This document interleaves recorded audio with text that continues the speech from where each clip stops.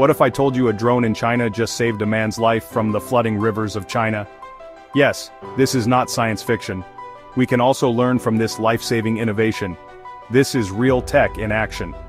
In Chengdu, China, a man got stuck in a remote, rugged area, the kind where a normal search would take hours or even days. But this time rescuers launched a thermal drone equipped with infrared sensors that can detect body heat, even in complete darkness. Within minutes the drone locked onto a heat signature and boom! They found him alive. Thanks to this flying robot, a life was saved faster and safer than ever before. This is the future of rescue missions, fast, smart, and airborne. Now tell me this. If you could upgrade one tool in emergency rescue with futuristic tech, what would it be? Drop your answer in the comments. I will give a heart to the best ones. If you love science and want to lead the future, subscribe to SciX24 right now.